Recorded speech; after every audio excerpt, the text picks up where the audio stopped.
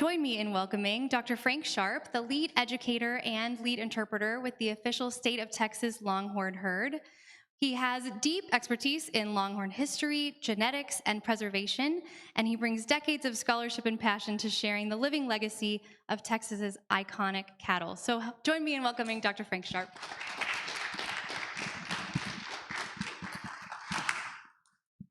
Can you guys, oh, you can hear me, wow. If I had known she was going to introduce me like that, I would have written something more flattering. But hey, do y'all know what you're looking at? Well, everything that you've seen is just some videos that I've taken over the last year and a half or so, and everything you're looking at is of longhorns that really belong to you. So what does that mean? They actually belong to the state of Texas. And so few people really know that our state, the state of Texas, has its own longhorn herd. Have any of you guys any knowledge that there was a longhorn herd that belonged to Texas? Well, it's really interesting. You know, we all work for, that work at a lot of the forts and a lot of the state historic sites, we work for Texas Historical Commission. And a year ago in April, I was there at one of their big, to-dos in Austin, and did a little speech, not quite as long as this one, but when I got done, I had people from Texas Historical Commission come up to me and said, I didn't realize that Texas Historical Commission and the state of Texas had longhorns, so even the very agency that has them don't even know it. And a lot of times when I do a program, I'll start, especially if it's younger kids, because they all like secrets. And I say, hey, I've got 3 secrets I want to tell you. The first secret, and then the first secret, that's what we just talked about, that, the state of Texas has its own herd of longhorns. So are y'all ready for the second secret? There has been a state herd since about 1940. So for 85 years or so, there has been a state herd. The third secret, I'm going to keep you in suspense, because the third secret involves the reason why I'm doing this job, and it kind of revolves around longhorn preservation. But that's kind of the last part of what I want to tell you about. So when I get to the third secret, I'll clue you in. So, here's what we're going to do. I'm going to basically tell you a little bit about longhorn history and why longhorns are as obviously important as they are. When you really start thinking about it, don't y'all see longhorn something everywhere you go? Like the UT Longhorns, it's, the state mammal, and you'll see Longhorn Steakhouse and Longhorn trailer sales and Longhorn plumbing and on and on and on. So it must be important. And I did a program a little earlier today, and I asked the kids when they, told them, of course, they didn't care, they were kids, but I told them, that it's kind of special, that these cattle are special because they belong to the state of Texas. And I said, now think about it. Do you think that Texas has its own dog or its own cat? And they all kind of giggled, but when I said its own duck, that's when they really laughed. But, obviously Texas doesn't have, a whole stable of other animals. And isn't it interesting that somebody for the last, 85 years have thought that these cattle were kind of important. So I can tell that you guys know a lot about history. I can tell just from looking at, look, just look around. Of course, that's why you're here. So it was a good guess. It was an easy guess to guess that. Hey, I'm going to cover just the basics, and I'm going to do it real quick.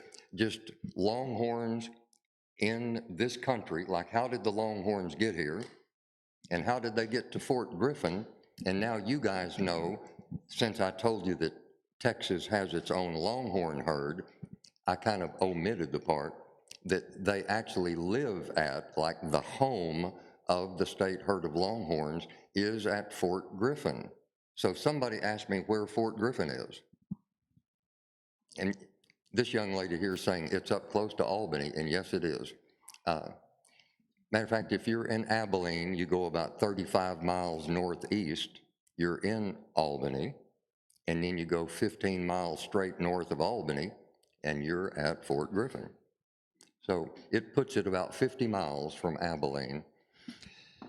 So, how did the Longhorns get here? Let's start with Columbus, that sailed the ocean blue, 1492, yeah. So, the next year, 1493, Columbus had a second voyage, and when he came on that second voyage, he brought a whole lot of what we'd consider farm animals, pigs and sheep and goats and cows, horses. And then he had a few other voyages where he brought some more.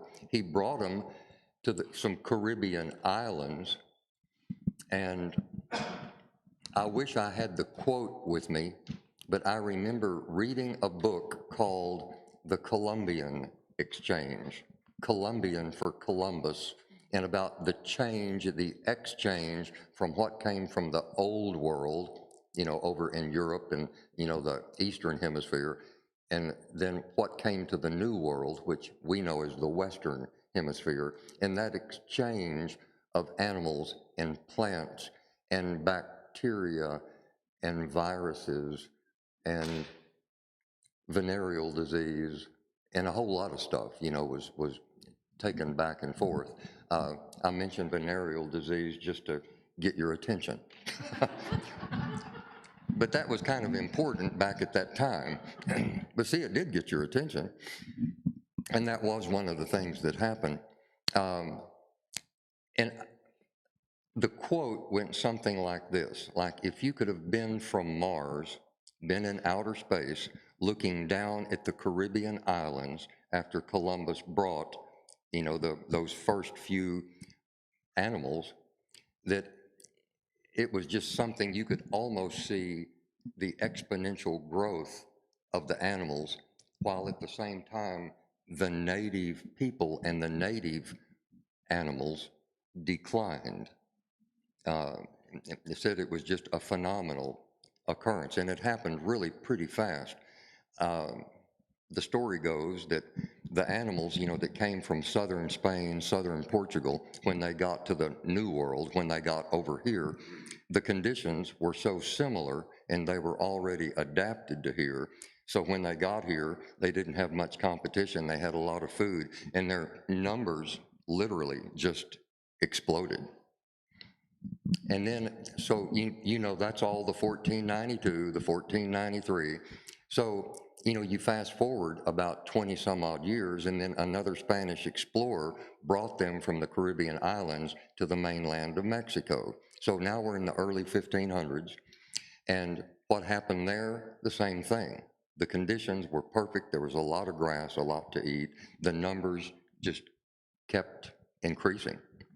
I remember reading a report like in the 1600s, if you just fast forwarded another 130 years or so, that there were ranches in Mexico that had tens of thousands of cattle, from those old Spanish cattle, the old Longhorns.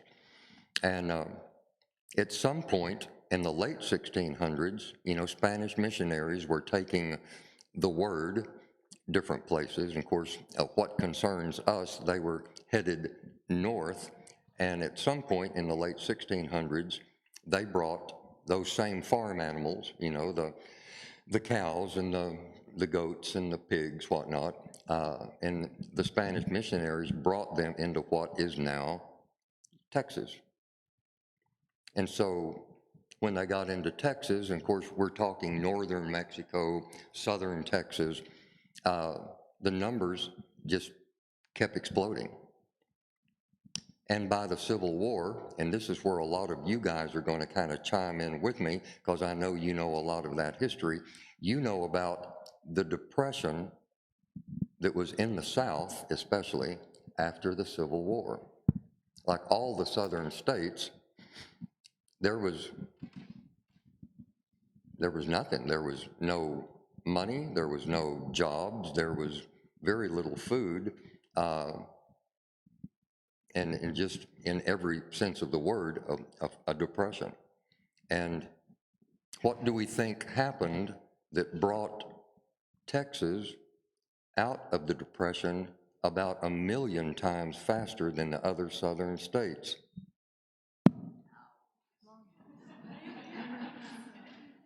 So how did that work? Well, you know, we knew that there were literally, by this time, in northern Mexico, southern Texas, millions of these wild cattle just on the open range. And they were bringing, like if you wanted to buy a cow in Texas, like in, let's just say 1870, you could probably buy one anywhere from $1 to $2 or $3. But if you could get him or her up north to Kansas where the railroads were, where the railroads could then take the animals back towards St. Louis and Chicago and New York, you could get on average $40 an animal. So kind of do the math there, and you can see.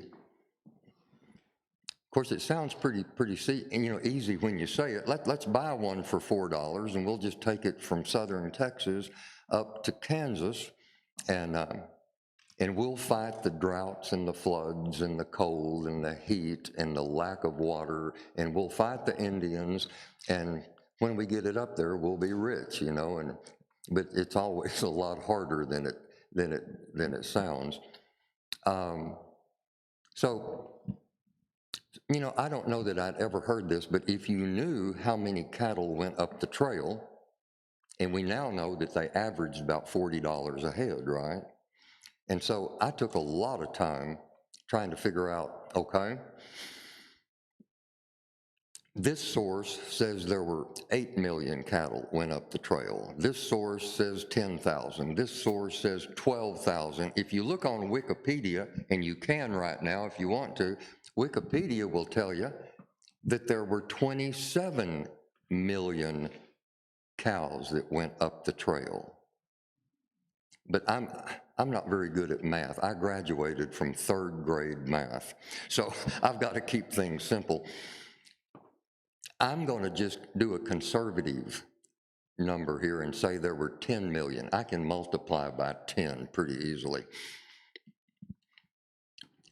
And so if there were 10 million cows that went up the trail, and they brought $40 a piece, see what I'm doing there? And then when you get that number and you convert it from the 1870s dollar to the 2025 dollar, I want you to hold on to your chairs, and I'm going to tell you how much money these animals generated. So you're okay, you're not going to fall out of your chairs, are you? In that short time period, the cattle generated right at $12 billion that came back into Texas when none of the other southern states had $1. But over the course of about 12 to 15 years, now they had 12. Yes. And just kind of take a moment and think of how many businesses that started, how many jobs that created, how many roads were built, how many towns were built, how many forts were built, how many schools, how many hospitals, how many streets. And you see why Texas came out of that post-war depression almost 1,000,000 times faster than some of the other southern states. I've actually heard some historians say that post-Civil War depression is in many ways still evident, when you go through Mississippi and Alabama into those, areas. And of all the things the Longhorn did that really was important to Texas, I've never run across anything that topped that. And so that's really the big highlight, the trail drive era. But of course, they were important as far as in many, many other ways. And if we had 2 or 3 weeks, we could talk about all of them.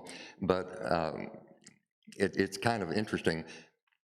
Another really favorite part of this whole story to me, and this is way before I get to my third secret. I'm keeping y'all in suspense, right? You're waiting for my third secret. Well, the impact of what happened right after the Civil War, and it really happened within that 10 to 12 year period that the cowboys, were driving cattle up the trail. That had such an impact, on us that we still feel it today. I mean, can you not see people, even today, wearing cowboy hats and wearing boots? And can you turn on the television and find a cowboy, a Western movie, or go to the movies and see a cow? Can you see Western art? Can you hear Western music? It's such a part of us that there's probably no other era in American history that really has affected us today as much as that did. And I'm a little bit hesitant to give you one of the big talking points, but we've talked about that importance of the cowboy. And before I go a whole lot further, I just want to say probably my big thing, my big point in a way, is that there never would have been a cowboy without the cow. And, Caitlin and I mentioned that kind of briefly a couple of weeks ago. And, the same thing happened in a little bit of a different and smaller way, but in Mexico, where you've got the cows, the vacas, and then the men who, work with the cows, they use that same term. They're vaqueros. They are literally cowboys in the same sense that we up here are cowboys. And of course, that's true in Central America, South America. Something that was kind of hit me as funny, I grew up watching Gunsmoke. I want to see all of y'all nod your head. Yeah. Wasn't that a great show? I still think of Festus and Doc and just get tickled, But you know how short the trail drive period was, and the point to all this is that short, again, 10 to 12 year period had such an impact on us, so much so that if you fast forward, to when we were younger, there were television shows and things that actually ran like Gunsmoke that was set at Dodge City, one of the railheads, but that television series lasted longer than the trail drives. So if you take anything away from today's little speech, you can tell somebody, that was pretty interesting, that to think that Gunsmoke lasted longer than the actual trail drives that it depicted there. And you know what?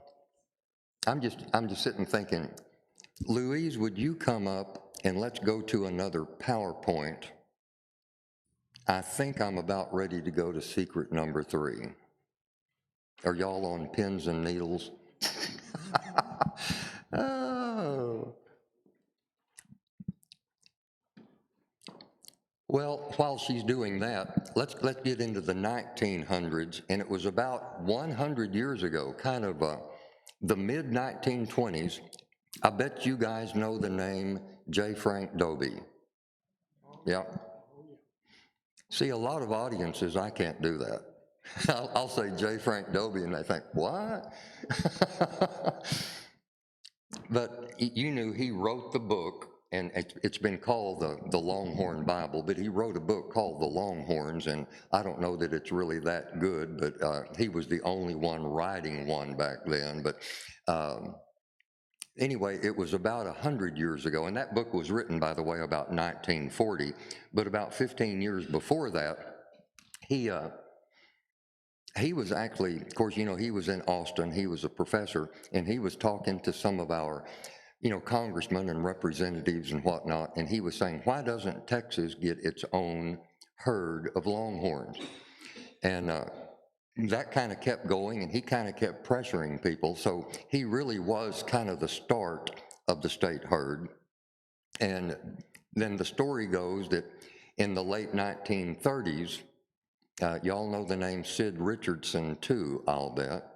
Sid Richardson put up some money. You remember he had money, and it wasn't a lot, but in 1938 or so, it was, I think it was $5,000, but don't quote me on that, but it wasn't like a lot of money, and he had a lot more than that, y'all know that.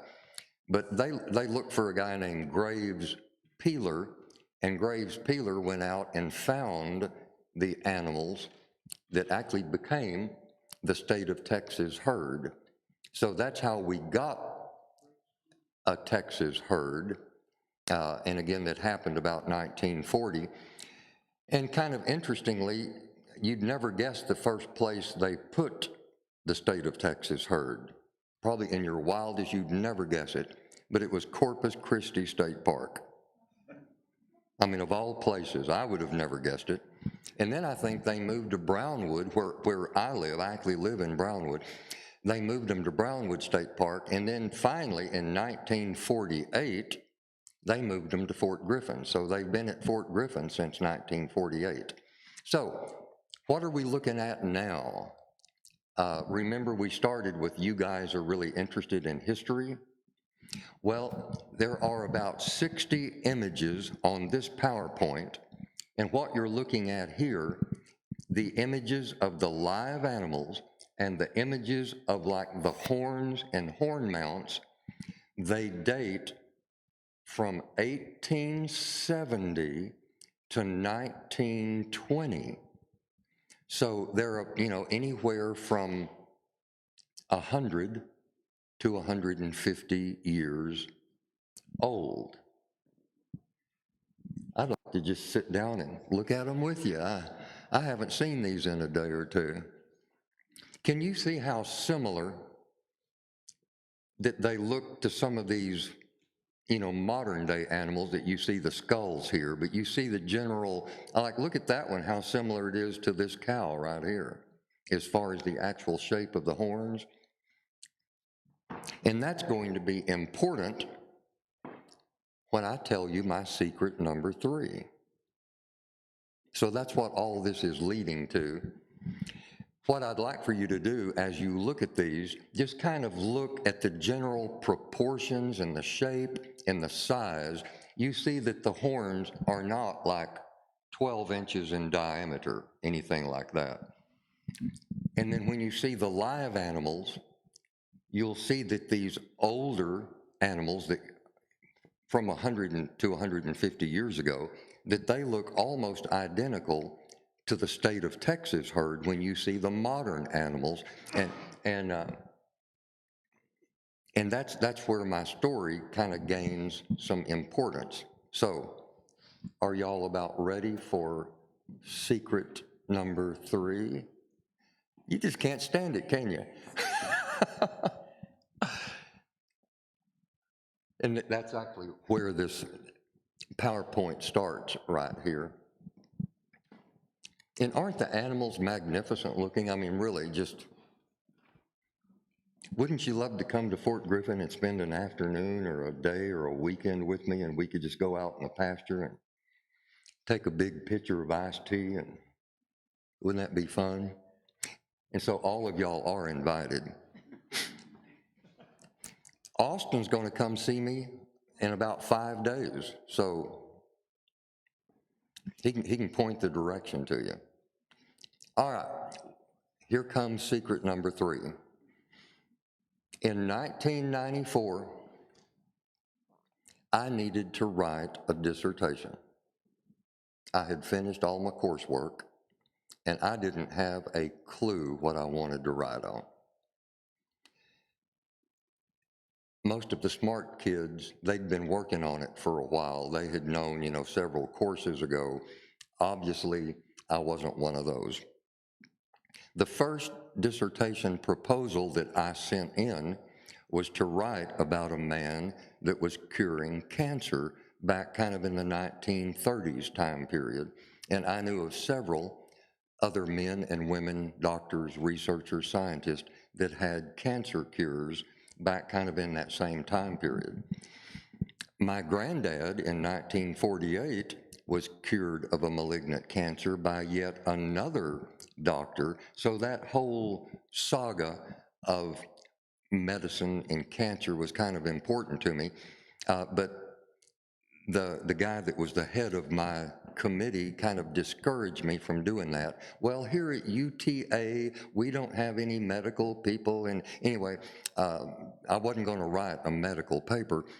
But I can't remember exactly why I was interested in Texas Longhorns, but I submitted a dissertation proposal to write on the history and symbolism of Texas Longhorn cattle. And I'm not kidding you, the next day I got the word that it was approved.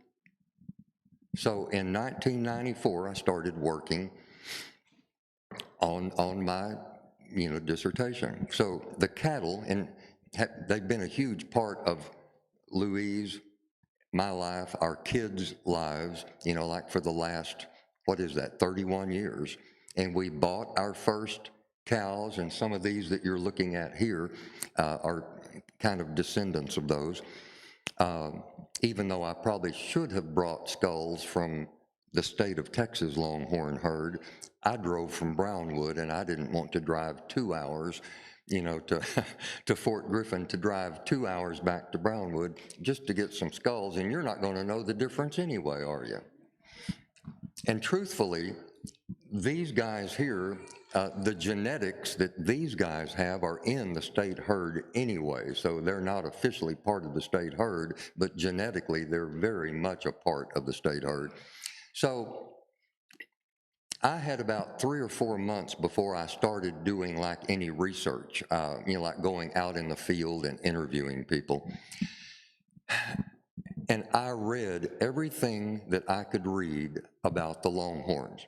And I want to tell you a story that I heard time and time and time and time again, and it was this. Even though the Longhorns were once close to extinction in the early 1900s, that today, remember that's 1994, the Longhorn associations were saying there were over 250,000 registered Longhorns. So the future for the Longhorn breed was bright and rosy. How many times did I hear that? Every time I picked up a magazine, read a book, listened to somebody, talked to people, that was the narrative that I heard probably hundreds of times. And you know the old adage, if you tell a lie long enough and loud enough, it becomes the truth. Well, to me, that was the truth, because all the experts that were writing these books and talking to me, that was just, it was gospel. It was the truth. So the very first time that I took the wife and the kids and we hit the road, went up to Oklahoma to the Wichita Mountains Wildlife Refuge. I see some people nodding their head. Do y'all know about the Wichita Mountains Wildlife Refuge? It's in the Wichita Mountains, surprise. Kind of the southern part, if you go kind of west of Lawton, you're in the Wichita Mountains. And there have been longhorns on that government, it's a federal preserve, since 1927. And people kept telling me, well, that's the place you need to go, because they've had, the historical, the correct longhorns. Their mission was to preserve the cattle.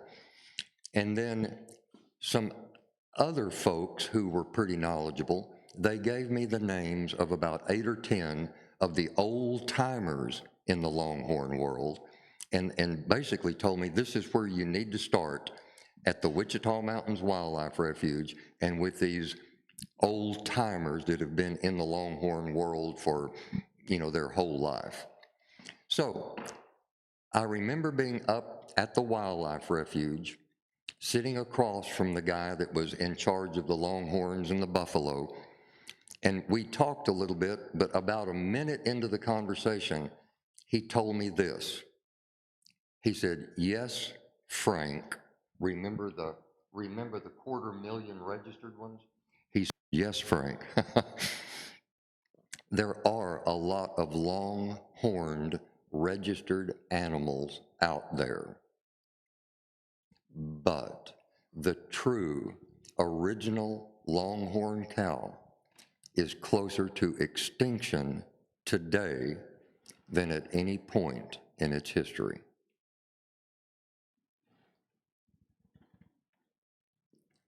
This is called a purposeful pause.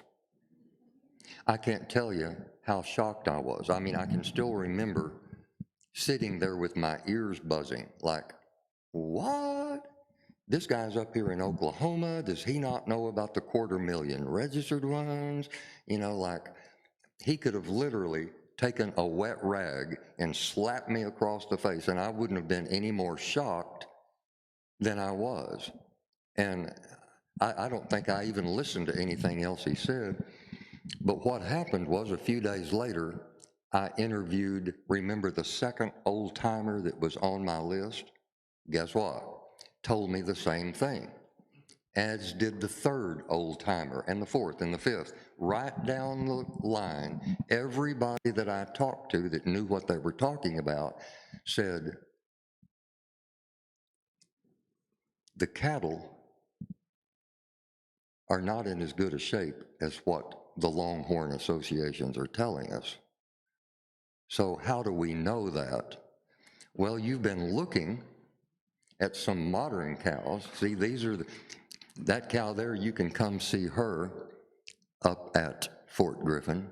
I think that old steer has already died now.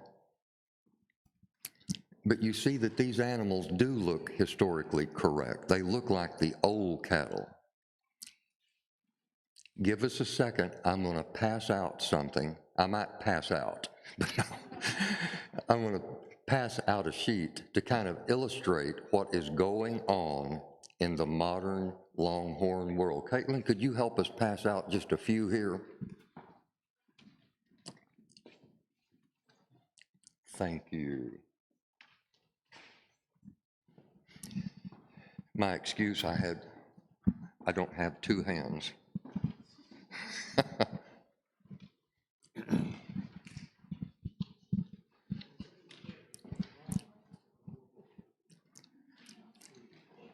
Now, Louise, that's over here passing out the handouts on this side, she actually did this sheet for me. And everybody that looks at this, they look at the top of the right-hand column where it says wrong horns. That's Louise's fault. She put that on there. So, obviously, if you look at the cattle in the left-hand column, they look fairly historical correct. You can see that they look similar to what you've seen up here as far as looking like they would be old-timey longhorns. Here's the surprise. The animals you see in the right-hand column that look so different, they look so non-longhorn, they look so, if you don't mind me using the word, crossbred. They are registered Texas Longhorns in the two big Longhorn associations. I would be crying too.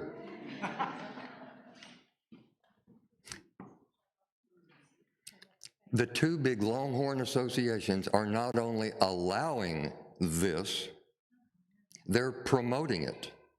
And the bull that's at the top of the page on the right-hand column, he is an award-winning, multi-million-dollar Texas Longhorn.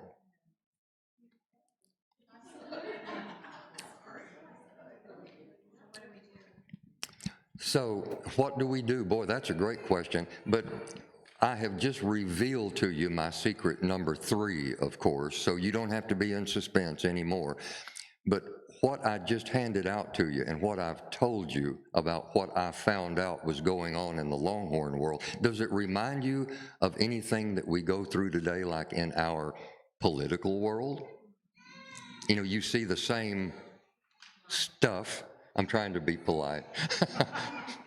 Does it remind you what we're going through in our medical world? You know, it's the same sort of deception that you see everywhere. But to make a long story short, there are people that they're making money and laughing all the way to the bank, you know, by promoting these sorts of things, while the true Texas Longhorn is on the critically endangered list today. If you're interested in any of that, at the bottom of that sheet, you've got my business card, you know, my state card. Stay in touch with me if you can.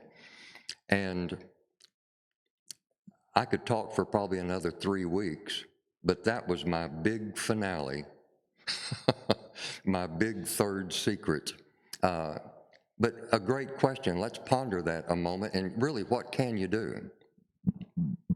When the people with the money, you know, that are putting out, you know, the 2 big Longhorn associations, they've got a lot of money because they've got thousands of members, and they're putting out the slick, you know, colored magazines every couple of months. And they've got themselves between a rock and a hard place. They've allowed these animals to be registered. So for them to admit that they're not Longhorns, well, they'd have to go back and disqualify the sires and the dams and the grandsires and the granddams. And it's like they would open themselves up to, who knows, I'm sure umpteen $1 million, you know, in lawsuits if they admitted they were doing the wrong thing. So to be honest, I don't know what can be done other than we are trying to do some stuff, and I probably shouldn't even mention it, but I'm excited enough, and you ask what can be done. Y'all probably know who Taylor Sheridan is. He's interested in having all or part of the state herd of Longhorns on his ranch. Y'all know that's the 4 Sixes. And I haven't spoken to Taylor, but if something like that could happen, where someone like Taylor Sheridan that could use animals like this, you know, in their television shows and everything that he's doing, that most of them tend to have a Western, you know, theme to them. Someone like that could do more to spread the truth, and he could probably do more in 5 minutes than we've done in 50 years if we could just find someone like that. So I've got every finger and digit I've got crossed that something like that can come about. But anyway, I'm going to be here for a while, and I'd love nothing more than to talk to you guys. Yes, sir. So I have several questions. But my first one is, if I were to go to Spain or Portugal, would I find Longhorn herds? Since you started off by saying that's where they came from. Because I know that in Africa and in other Eastern Hemisphere, in the lower parts of the world, there are Longhorns, but with a whole different provenance. But I don't recall knowing anything about Longhorn herds in Spain. I've seen herds of bullfighting bulls, Which are kind of like cousins to the Longhorns. and some of these, particularly that one picture with a dark brown, a beautiful one, has that same look. Yes. But I'm curious about that, and I'm also curious about the shape of the horns. Okay. Could you go over there and find longhorn herds? No. Could you find animals that looked amazingly like these animals? Absolutely, because that's where they came from. And even though you don't know, given where they are and given their proximity to, but it's amazing. You don't know how much crossbreeding and interbreeding has been done over there.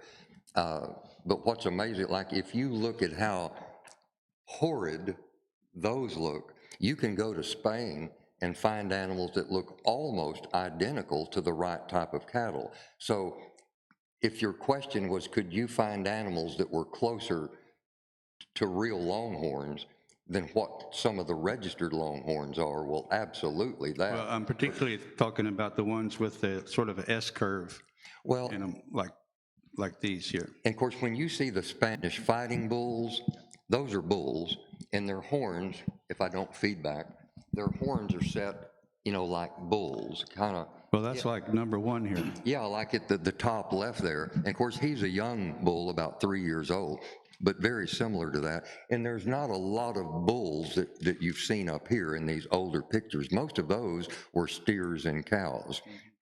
But you could get some very similar genetics in Spain, Portugal, the Canary Islands. Absolutely. So do the horns curve as they get older? Is that? Oh, yes. Of course, when they're born, Right. and of course, you saw a lot of pictures in the beginning of babies Right. that don't even have horns. And I'm still fascinated, when you see horns that have these sorts of shapes and you see it developing, when they're a year old, their horns are about 3 inches past their ears. By the time they're 2 years old, it's another 6 or 8 inches. Not a lot of shape yet, but it's starting to kind of turn forward and up, and somewhere 3-ish, they kind of start to do that on the ends, and then all of a sudden you go out and look at them sometime, and they've done that. Well, I was just wondering if the longhorn horns became so much larger in the Western Hemisphere because they were out here with so much open space and there weren't crowds of people, there weren't big cities, and if that had something to do with the growth of the longhorn horn. If you looked at the cattle in Spain, that where they actually came from, and you looked at the old-timey longhorns, there's not that much difference. Like the horns aren't that much different, nor the bodies. They're not really big cows. Where a longhorn cow would maybe weigh average 800 pounds, where like an average Hereford or Angus or something like that would weigh more like almost twice that, something like 1,400 pounds. They're pretty small animals in Spain and Portugal and here.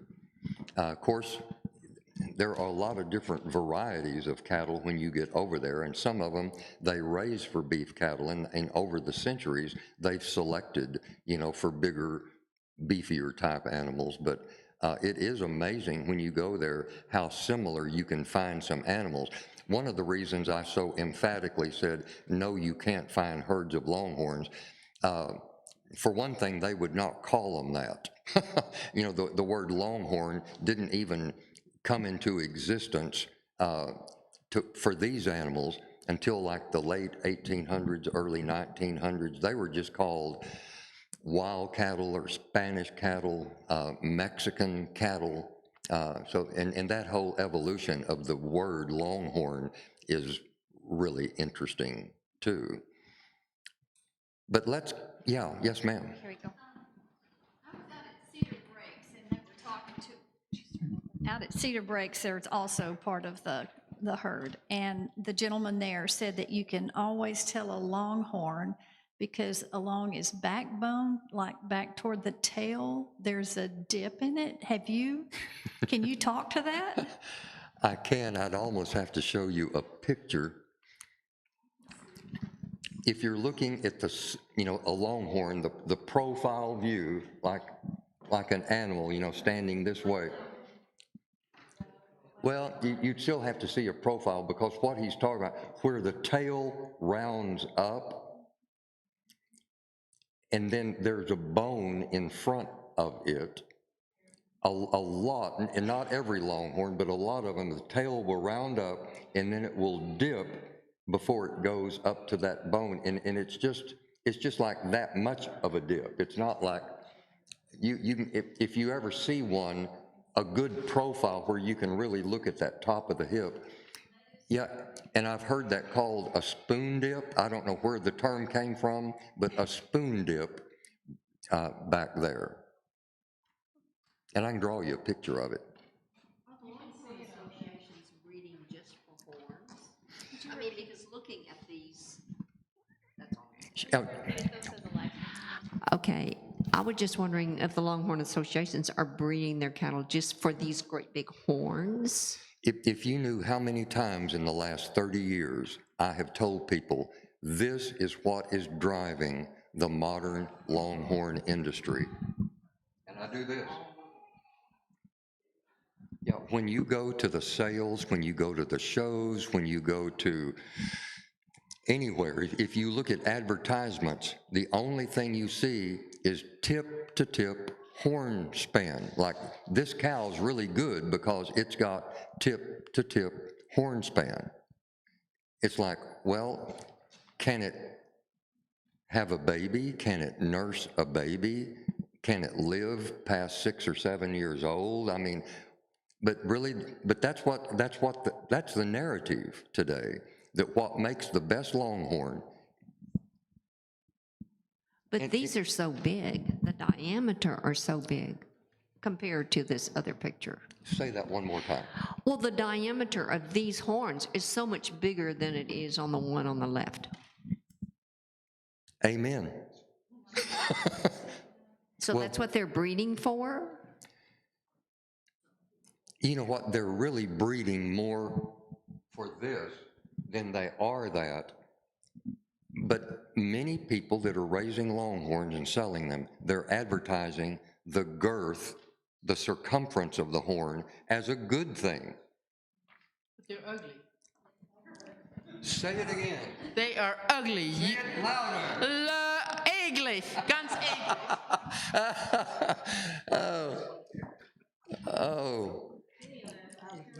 You know, over the years, I bet I've shown these sorts of pictures, gosh, I don't know, you know, probably hundreds of times, and I've heard words like horrendous and horrid and grotesque. That's a good one. And you know, I agree with you, and it hurts me knowing this, knowing they're breeding the longhorn out of existence. I'm going to give, I won't lose you. I thought of an analogy, and just recently, I've tried to think of some way to describe what's going on in the longhorn world. See if this makes sense to you. Would everybody agree that the Alamo is historical and worth preserving? Okay. What if a powerful group of people, like a powerful group of realtors, or even architects, and they were able to create a narrative, you know, by doing advertisements, writing in books, writing in magazines, and they said, well, the Alamo, we could improve the Alamo, just like they're improving the longhorns, right? So here's what we're going to do. It's not comfortable to walk on that dirt floor, so we're going to pour a new foundation, and we're going to put carpet on it. And won't you agree that's a better improvement to the Alamo? It'll make it more comfortable.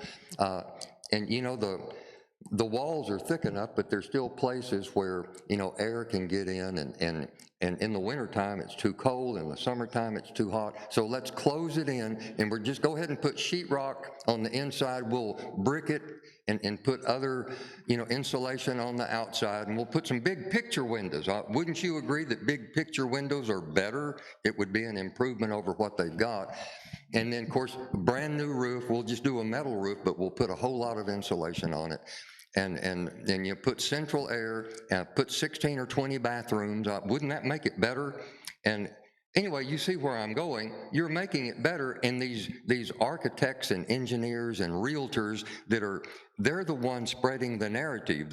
You know, if you tell that lie long enough and loud enough, at the very end, you've got a pretty good Fox and Jacobs comfortable home, but you don't have the Alamo anymore.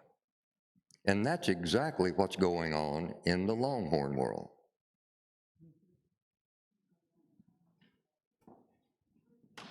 I have a couple things. Wasn't the Spanish cattle interbred with American cattle in the 1830s when the people from the eastern United States started settling Texas?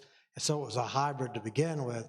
But it looks like they perhaps right now, the association may be bringing it with something else to get them heavier for more money when they sell them. Is that their intent, to get more money? Because the horns look like they're different, but what is their intent? Are they trying to get a heavier animal so they get more money when they sell it at auction? Or are they just messing with it? Because like Charlie Goodnight tried to mix buffalo with it so he'd have a hardier animal. I don't know if it worked so well or not. It did not work very well for him. But is that the intent of the Longhorn Association, do you think? Or So do you the know- question, he or was do you know talking what about it the is? size of the animal. If you get a bigger animal, it's worth more money. But that's not the weight of it, the meat of it, you know, that whole aspect is really not what's driving the industry. This, of course, is a registered breed, and they're selling the big money. At least they say they're bringing big money. But what they're saying is that the animal that doesn't matter if he's 2 feet tall, 6 feet tall, 20 feet tall, nothing matters. Doesn't matter how much he weighs. What matters is this.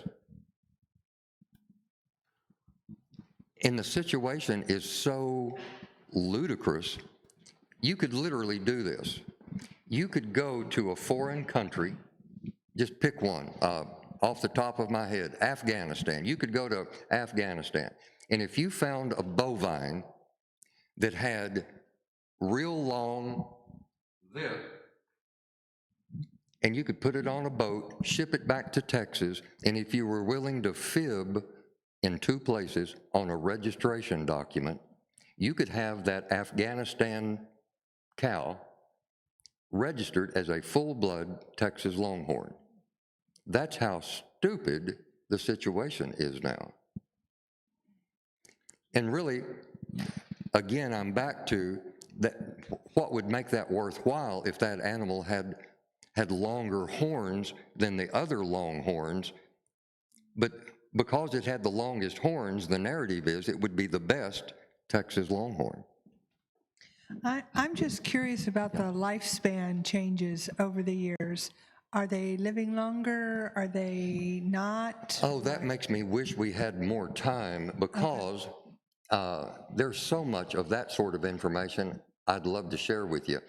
There are people, we actually have friends in these 2 big associations. I've got not a close friend, but a good acquaintance that's on the board of the biggest Longhorn association. And he said trying to get them to change is like butting your head against a brick wall. And tell me your question again. The lifespan? Okay, and he was telling us so many traits that we value the Longhorn for. I mean, you've all heard they're hardy, they live long, they don't eat that much. They're good mama cows, they have less calving problems, on and on and on.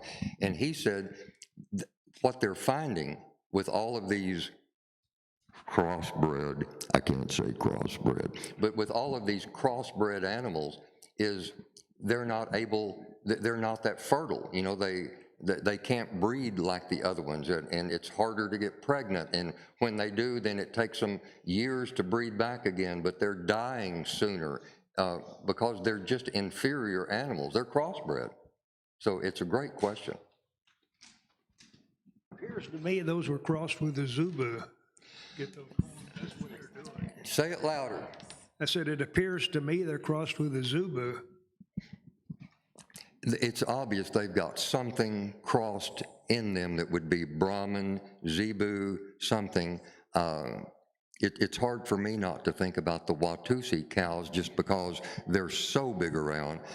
But I'll guarantee you this, if you went to one of the big associations and you said something like that, you might get shot because the narrative is, no, these are pure, I can trace their lineage, you know, back 15 generations on one side, 36 generations on the other.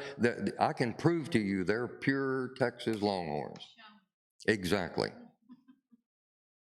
But anyway, that's what we're up against. Hey, and I hope every one of you have questions. I'm going to kind of hand the microphone back to Caitlin, but stick around. Nothing I'd love more than visiting with you guys. Thank y'all.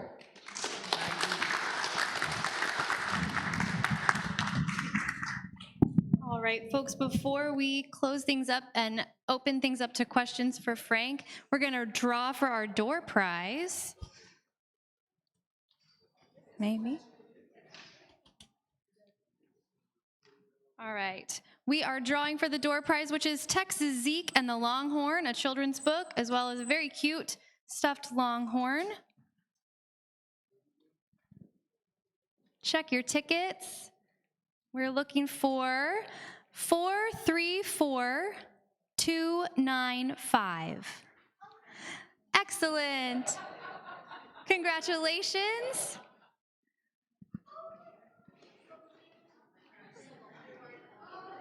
If you'd like to check out Texas Zeke and the Longhorn or any of these stuffed animals, there are some available in the back, and they're also available in the museum store here right on the corner of Main Street and Milam.